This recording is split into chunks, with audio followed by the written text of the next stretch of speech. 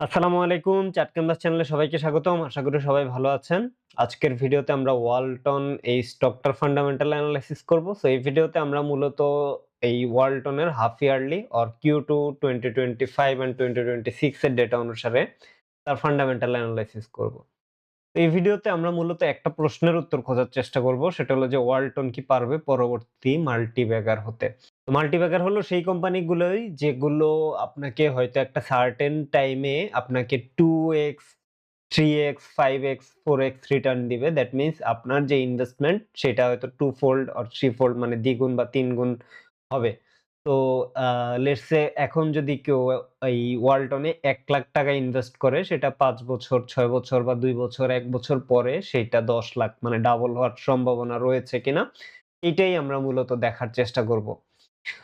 তো ভিডিও শুরু করব। ভিডিও শুরু করার আগে একটা ডিসক্লেমার দিয়ে নিচ্ছি। এই ভিডিওটা এডুকেশনাল পারপাসে তৈরি করা একটা ভিডিও। এই ভিডিওতে আমি কোনো ইনভেস্টমেন্ট অ্যাডভাইস দিচ্ছি না। এই ভিডিও দেখে কেউ কোনো ধরনের ইনভেস্টমেন্ট ডিসিশন নিবেন না। মনে রাখবেন পুঁজিবাজার ঝুঁকিপূর্ণ। জেনে ও বুঝে বিনিয়োগ করতে হবে আপনাকে। তো শুরুতে আমরা চলে আসি আমাদের শিটে। আজকে যে স্টকটার আমরা এনালাইসিস করব এর টিকার ওয়ালটন হিল এবং কোম্পানির name Walton hi-tech industries PLC. এটি ১৯৭৭ সালে প্রতিষ্ঠিত একটি কোম্পানি। এটি স্টক মার্কেটে ইঞ্জিনিয়ারিং সেক্টরে লিস্টেড একটি কোম্পানি এবং এ ক্যাটেগরিতে লিস্টেড একটি কোম্পানি। আমরা যদি এই স্টকটার শেয়ার হোল্ডিংস প্যাটার্ন দেখি তাহলে দেখতে পাচ্ছি যে 61% স্টক স্পন্সর বা ডিরেক্টরদের কাছে রয়েছে এবং 0.75% স্টক ইনস্টিটিউটের কাছে রয়েছে। পাবলিক হোল্ডিংস এ রয়েছে 38.16% স্টক। তো আমরা যেহেতু আসলে এই কোম্পানিটা মাল্টি ব্যাগার হতে পারবে কিনা সেইটার একটা এনালাইসিস করার চেষ্টা করব। সেই ক্ষেত্রে জাস্ট নোট হিসাবে বলে রাখা ভালো যে তার শেয়ার হোল্ডিংস প্যাটার্নটা ব্যাপারে আমাদের কিছু অবজেকশন আসছে। তো এরা যখন মার্কেটে লিস্টেড হয় তখন তারা তাদের টোটাল ইকুইটির মাত্র 1% এর মতো ফ্রি ফ্লোটে রেখেছিল। মানে 99% স্টকই স্পন্সর বা ডিরেক্টরদের কাছে রেখেছে। দেন পাবলিক হোল্ডিংসে তাদের পাবলিক অ্যান্ড ইনস্টিটিউট মিলিয়ে বাকি 1% ছিল। বাট পরবর্তীতে এই কোম্পানিটা তার স্পন্সর ডিরেক্টরদের কাছ থেকে কিছু শেয়ার তারা সেল করে যেহেতু মার্কেটের বা এইখানে আমাদের যে নিয়ন্ত্রক সংস্থা রয়েছে তাদের একটা প্রেশার ছিল যে মার্কেটে আ 10% এর মতো শেয়ার মার্কেটে ছাড়তে হবে। সো এই ক্ষেত্রে তারা কিছু স্টক মার্কেটে সেল করে। আর বাকি কিছু স্টক তারা এই যে বিশেষ করে স্পন্সর ডিরেক্টর যারা রয়েছে তাদের ফ্যামিলি মেম্বারদের কাছে তারা হস্তান্তর করে দেয়। যেই কারণে এটা কিন্তু পাবলিক হোল্ডিংস এ চলে আসে। তো এইখানে জাস্ট একটা বলে রাখা ভালো যে ওয়ালটনকে যেহেতু তারা মোটামুটি একটা রিনোন কোম্পানি সেইখানে আই গেস জাস্ট একটু অ্যাডভান্টেজ দেওয়ার জন্য তাদেরকে 1% ইকুইটি মার্কেটে ছেড়ে মার্কেটে আসতে দেওয়া হয়েছে।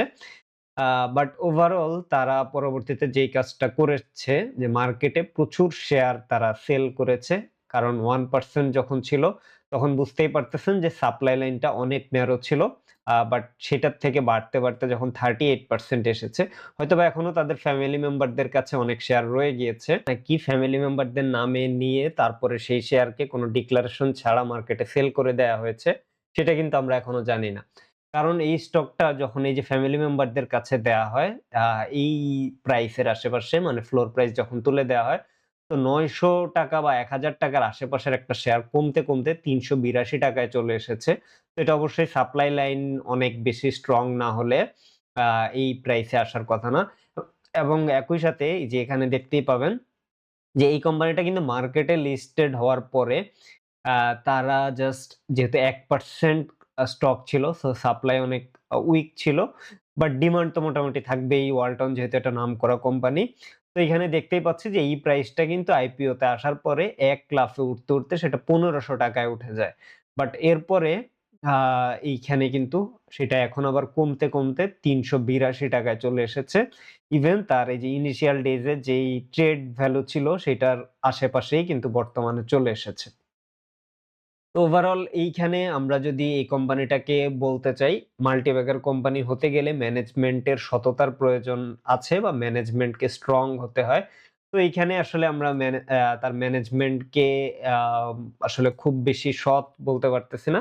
কারণ ইনভেস্টরদের সাথে কিছুটা প্রতারণা এখানে করা হয়েছে বলে আমরা মনে করতেছি। যদিও এটা জাস্ট আমার পার্সোনাল ওপিনিয়ন। এটা শুনে কেউ বিনিয়োগের কোনো ডিসিশন নিবেন না। আমি জাস্ট একটা অনেস্ট ওপিনিয়ন দেওয়ার চেষ্টা করতেছি। যাই হোক, সো দেন আমরা যদি ক্যাপিটাল মার্কেট মেট্রিক্স এ আসি, যেটা আমরা দেখতে পাচ্ছি যে 39% এর মতো স্টক কিন্তু ফ্রি ফ্লোট এ বর্তমানে রয়েছে, যেখানে সেটা ছিল মাত্র 1% or 2% এর মতো। আর অথরাইজড ক্যাপ রয়েছে তাদের ৬,০০০ কোটি টাকা, পেইড আপ ক্যাপ ৩,৩৩৩ কোটি টাকা, মার্কেট ক্যাপ রয়েছে বর্তমানে ১২,৭৫৫ কোটি টাকার। আর মার্কেটে তারা টোটাল শেয়ার ছেড়েছে ৩৩.৩ কোটি। আর বর্তমানে যদি আমরা 52 উইকস এর প্রাইস রেঞ্জে এই স্টকটার অবস্থান দেখি, তাহলে দেখতে পাচ্ছি 52 উইকস এর হাই ছিল ৫২৮ টাকা আর 52 উইকস এর লো ছিল ৩৬০ টাকা। বর্তমানে এটি ৩৮২ টাকা ৮০ পয়সা। মানে এই যে এইটা যদি 52 উইকস এর লো হয় আর এটা যদি হাই হয়, তাহলে বর্তমানে এইরকম একটা মাঝামাঝি বা 10% এর আশেপাশের একটা দামে ট্রেড হচ্ছে বর্তমানে।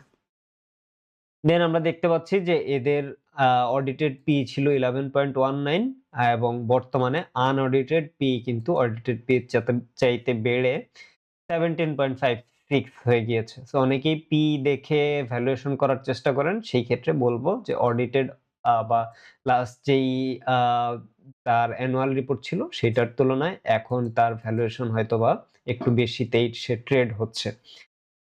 তো আমরা এই ভিডিওতে ডিসেম্বর ২০২৫ এর ডেটা অনুসারে এনালাইসিস করব, যেটা তার জন্য 2nd কোয়ার্টার এবং এই কোম্পানিটার লাস্ট ইয়ার এন্ড হয়েছিল জুন ২০২৫ এ। আমরা শুরুতেই চলে আসি ব্যালেন্স শিটের ডেটায়। ব্যালেন্স শিটের ডেটায় আমরা তার টোটাল অ্যাসেটস এ একটা স্টেবল পজিশনে দেখতে পাচ্ছি। আ লাস্ট 5 ইয়ার্স ধরে স্পেশালি সে আইপিও তে আসার পর থেকে, এই আইপিও আসার আগে কিন্তু এখানে অ্যাসেটে একটা গ্রোথ দেখানো ছিল। এখন এটা কি অনেস্ট অর এইখানেও কোনো ঝামেলা আছে সেটা কিন্তু আমরা জানি না। কারণ আমরা মার্কেটে আ অনেককেই ডেটা ম্যানিপুলেট করতে দেখেছি। সো আমরা কাউকে ব্লাইন্ডলি বিশ্বাস করতে চাই না।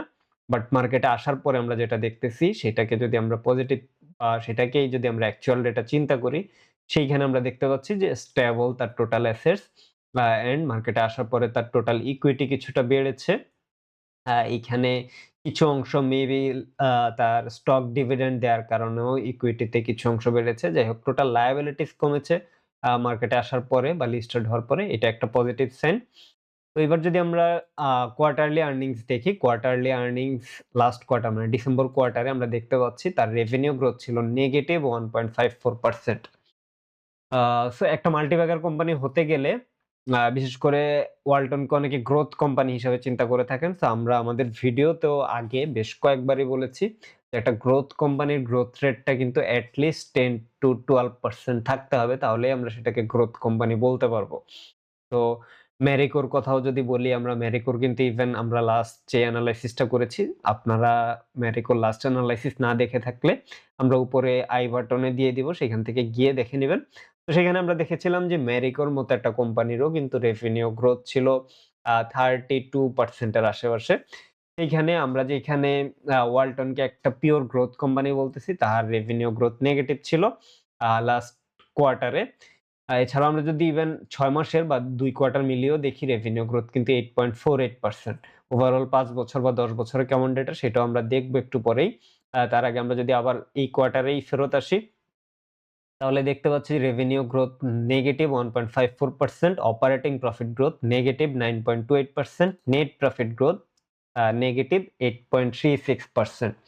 তো এইখানে ওয়ালটন তাদের যেই রিপোর্টটা দিয়েছে সেখানে বলেছিল যে লাস্ট কোয়ার্টারে নেট ট্যাক্স কিছুটা বেড়ে যাওয়ার কারণে তাদের সেলস কিছুটা কমে যায়। আর নেট ট্যাক্স বাড়ার কারণে হয়তোবা তাদের প্রফিট মার্জিনও আগের চাইতে কমে গিয়েছে। তো আমরা জাস্ট পজিটিভলি একে রেটিং করতে চাই। পজিটিভলি রেটিং করার জন্য আমরা ধরে নিচ্ছি যে এই কোয়ার্টারটা লাস্ট যে কোয়ার্টারটা ছিল সেটাতে শুধুমাত্র ট্যাক্সের কারণেই এত বাজে সিচুয়েশন হয়েছে তাদের। সামনে আবার সেটা রিকভার করে ফেলবে, এইরকম এক্সপেকটেশনই আমরা তার উপর রাখতে চাই। যাই হোক, আমরা যদি অপারেটিং প্রফিট মার্জিন দেখি, অপারেটিং প্রফিট মার্জিন পাচ্ছি আমরা 15% আর নেট প্রফিট মার্জিন পাচ্ছি আমরা 10.86%। আমরা যেহেতু ওয়ালটনকে গ্রোথ কোম্পানি হিসাবে কনসিডার করতে চাই, সো নেট প্রফিট মার্জিন কম থাকলেও আমরা খুব বেশি বদার্ড না। কারণ আমরা চাই একটা গ্রোথ কোম্পানি গ্রো করবে, তার রেভিনিউ বাড়বে। সে প্রয়োজনে ইনিশিয়ালি কম প্রফিট করুক বা সে দামটা একটু বা প্রফিটটা একটু কম করে হলো সেল বাড়াবে। এটাই একটা গ্রোথ কোম্পানির আ বৈশিষ্ট্য হতে পারে। তো সেই হিসাবে আমরা তার নেট প্রফিট নিয়ে আপাতত, যেহেতু আমরা এটাকে গ্রোথ কোম্পানি বলতেছি, আমরা বলতেছি না যে মার্কেটে খুব স্টেবল কোম্পানি। সেই কারণে আমরা নেট প্রফিট মার্জিনে আ কম্প্রোমাইজ করতে রাজি আছি। বাট আমরা রেভিনিউতে বা রেভিনিউ গ্রোথ এ কিন্তু কম্প্রোমাইজ করতে রাজি নাই। যাই হোক, সো আমরা আশা করব নেক্সট কোয়ার্টারে আমরা আসলে ফাইনালি দেখব যে তার রেভিনিউ গ্রোথ এ কোন চেঞ্জ আসতেছে কিনা।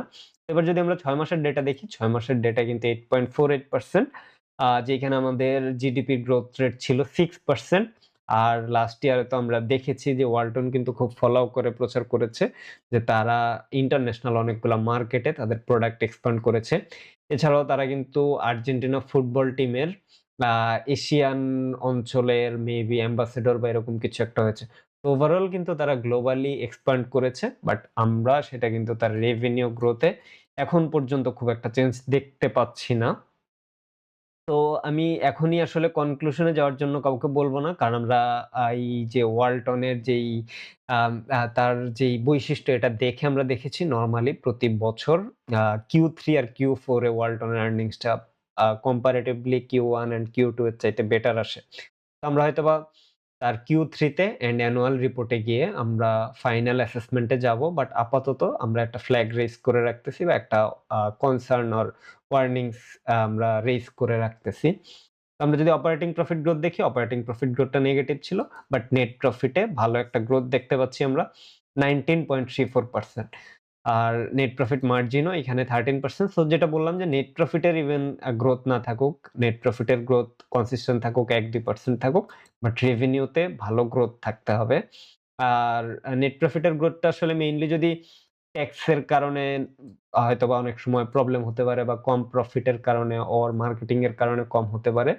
তো এইসব কারণে আমরা নেট প্রফিটের গ্রোথটা আ কম্প্রোমাইজ করতে রাজি আছি।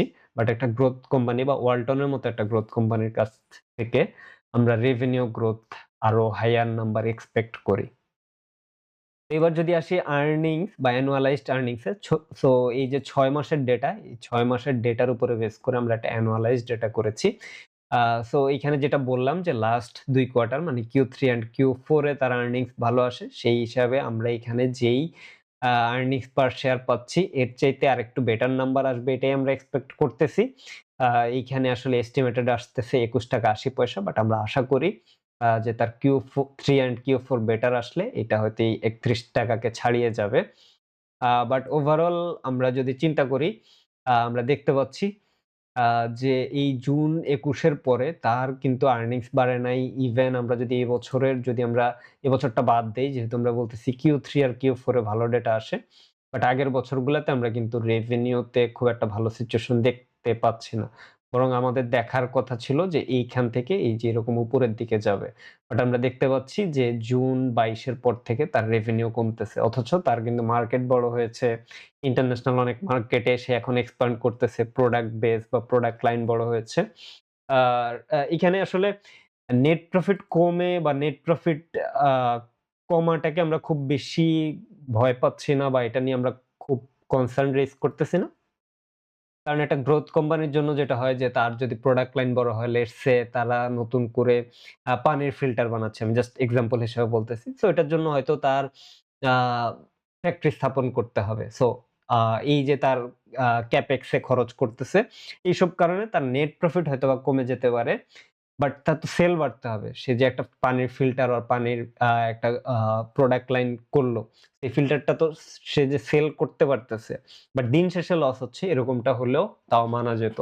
বাট ওভারঅল কিন্তু আমরা রেভিনিউতেই নেগেটিভ নাম্বার দেখতে পাচ্ছি।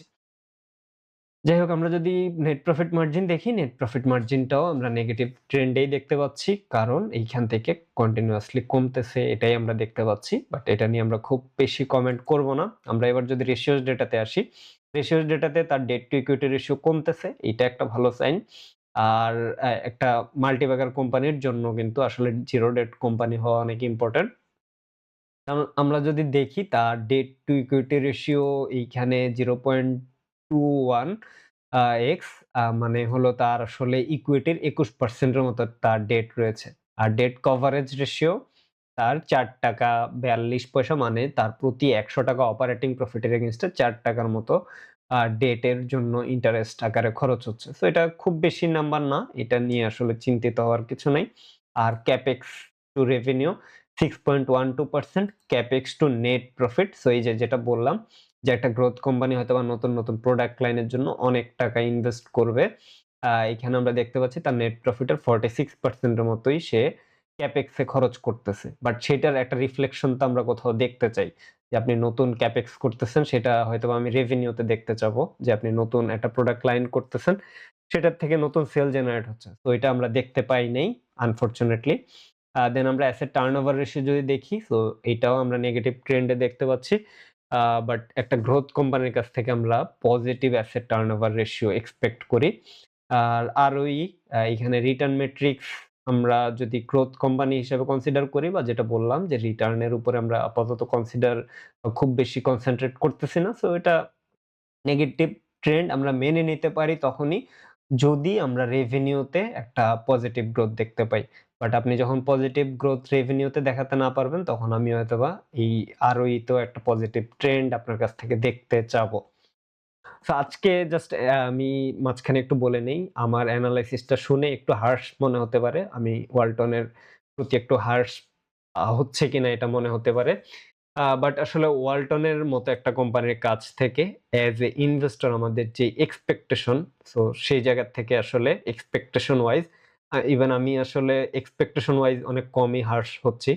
কারণ ওয়ালটনের মতো একটা এস্টাবলিশ কোম্পানির আমরা যেখানে দেখতে পাচ্ছি যে সে নতুন প্রোডাক্ট লাইন এক্সপ্যান্ড করতেছে। তো এদের কাছ থেকে আমাদের এক্সপেকটেশন অনেক হাই। আমরা জানি যে তারা অনেক ইনোভেটিভ প্রোডাক্ট নিয়ে আসতেছে। সো আমি চাইবো যে এরকম একটা কোম্পানিতে ইনভেস্ট করতে আর এরকম একটা কোম্পানির ইনভেস্টর হতে যারা অনেক ইনোভেটিভ প্রোডাক্ট নিয়ে আসে। সো ওই ইনোভেটিভ প্রোডাক্ট বা সেখানে আসলে এক্সপেকটেশন ফুলফিল করাটা একটা ইম্পোর্টেন্ট ব্যাপার। আমি জাস্ট পত্রিকায় পড়লাম যে অনেক আ গ্রোথ হচ্ছে। বাট আমি সেটা যদি বিজনেস ডেটাতে সেটার রিফ্লেকশন না দেখি তাহলে তো আসলে আমি একটু হতাশ হবই অ্যাজ এ ইনভেস্টর। সো আশা করি ব্যাপারটাকে কেউ অন্যভাবে নিবেন না। আমি কোনোভাবেই ওয়ালটনের নেগেটিভ রিভিউ করতেছি না। আমি জাস্ট আমার অনেস্ট ওপিনিয়নটা জানাচ্ছি। সেটার সাথে যদি আপনি একমত পোষণ না করেন, সেটা অবশ্যই কমেন্টে জানাতে পারেন। আমি যদি ভুল হই সেটাও হয়তো আমি নিজেকে সঠিক বা কারেকশন করে নেয়ার চেষ্টা করব। কারণ আমি আসলে ওয়ালটনকে নিয়ে সবচেয়ে বেশি কনসার্ন এজন্য যে আমরা বাংলাদেশে আরো কিছু কোম্পানি দেখেছি। আমি নাম ধরেই বলতে পারি প্রাণ বা আরএফএল, এদেরকেও আমরা মার্কেটে অনেক গ্রোথ দেখেছি। বাট স্টক মার্কেটের ডেটার ক্ষেত্রে আসলেই দেখি যে গত ৫ বছর ধরে এরা একই ডেটাতে আটকে আছে। যেমন আমি যদি প্রাণের লাস্ট কয়েক বছরের আর্নিংসটা দেখাই, সো এই যে এখানে অ্যানুয়াল আর্নিংস যদি দেখাই, ২০২০ এর পর থেকে প্রাণের মতো একটা কোম্পানি যে তার বিজনেস গ্রো করতেছে, তার নেট প্রফিট কিভাবে এই যে একটা লেভেলে আটকে থাকে। যাই হোক আমরা হয়তো প্রাণের সামনের আ কোনো একটা ভিডিওতে প্রাণের অথবা আরএফএল এর একটা এনালাইসিস করার চেষ্টা করব। এনালাইসিস আমি আসলে করি নাই কখনো। সো আ এনালাইসিস করলে হয়তো বোঝা যাবে যে আসলেই তার কি রেভিনিউ বাড়তেছে কিনা। ইভেন এই যে এটা হলো আরএফএল। সো এদেরও যদি আমরা দেখি, আরএফএল এরও কিন্তু গ্রোথ গত ১০ বছর ধরে এক জায়গায় আটকে আছে। তো আমরা চাই না এরকম একটা কোম্পানি ওয়ালটন হোক। সেজন্যই আসলে একটু হার্শ ভাবে বলা। আ যাই হোক, আ এরকম কোম্পানি যদি ওয়ালটন হয়ও, ইনভেস্টররা যাতে এটলিস্ট সাবধানে থাকে সেজন্যই আসলে মেইনলি হার্শলি বলা। এবার যদি আমরা ক্যাশ ফ্লো এনালাইসিস এ আসি, ক্যাশ ফ্লো এনালাইসিস এ দেখতে পাচ্ছি যে লাস্ট ইয়ারে তারা খুব ভালো একটা ডিভিডেন্ড পে করেছে। আর তার যদি ফ্রি ক্যাশ ফ্লো অবস্থানটা দেখি, ফ্রি ক্যাশ ফ্লো আমরা লাস্ট ৩-৪ বছরের নেগেটিভ ট্রেন্ড এ দেখতে পাচ্ছি। আর ডিভিডেন্ড পে আউট রেশিও এবছর জুনের পর থেকে কোনো ডিভিডেন্ড যেহেতু সে পে করে নাই, আ তার অ্যানুয়াল রিপোর্টে বা তার যেই হাফ ইয়ারলি রিপোর্টে সেরকম কোনো রেকর্ড পাওয়া যায় না। সেজন্য এটা এখনো 0 আছে। বাট এটা Q4 এ গিয়ে তখন হয়তো আমরা এক্সাক্ট নাম্বারটা পাবো। যাই হোক, আমরা যদি ডিভিডেন্টের সিএজিআর দেখি, ৫ বছরের ডিভিডেন্টের সিএজিআর এখানে যেহেতু 0 আসছে, তাই এটা নেগেটিভ নাম্বার পাচ্ছি। আর ফ্রি ক্যাশ ফ্লো তো নেগেটিভ। সো এটা নিয়ে আসলে খুব বেশি কিছু বলার মতো নাই এখনই। তো আমরা এবার যদি তার আ কয়েকটা ভ্যালুয়েশন করি, শুরুতে আসবো ডিভিডেন্ড ডিসকাউন্ট মডেলে। তো ডিভিডেন্ড ডিসকাউন্ট মডেলে যদি আমরা ভ্যালুয়েশন করি, ডিভিডেন্টের অ্যামাউন্ট গুলো আমরা এখানে পাচ্ছি। আর এখন পর্যন্ত এখানে আমরা যেই নাম্বার নিয়েছি সেই হিসাবে জাস্ট এভারেজ গ্রোথ রেট পেয়েছি 64% আর আমরা যদি 5 বছরের গ্রোথ রেট দেখি 76% এর মতো। যাই হোক আমরা ধরে নিচ্ছি যে সামনের দিনগুলাতে যেহেতু লাস্ট ইয়ারে সে একটা বড় ডিভিডেন্ড পে করেছে। যদিও আসলে এটা তার total dividend pay out ratio 69% এর মতো।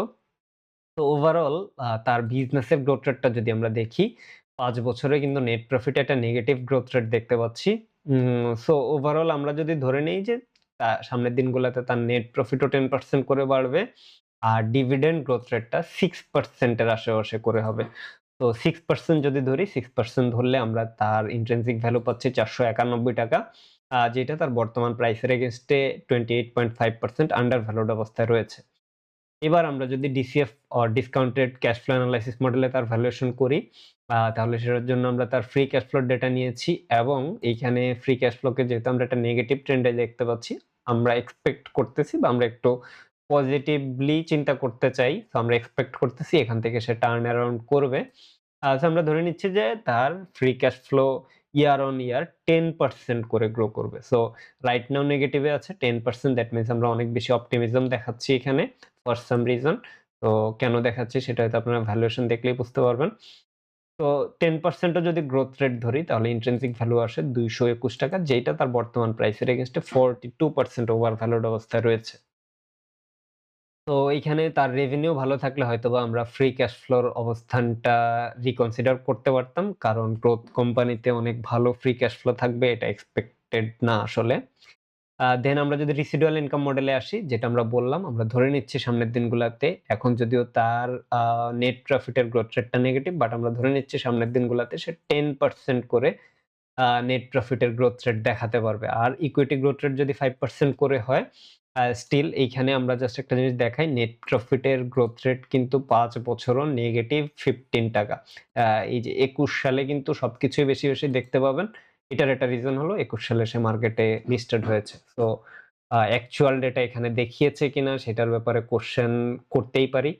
আ আ আশা করি আপনারা হয়তোবা বুঝতে পারবেন। যাই হোক, আ সো আমরা যদি ইভেন 10% করে গ্রোথ রেট ধরি তাহলেও কিন্তু তার ইন্ট্রিনসিক ভ্যালু পাচ্ছি ৳৩৩৫, যেইটা তার বর্তমান প্রাইসের এগেইনস্ট এ 12% ওভার ভ্যালুড অবস্থায় রয়েছে।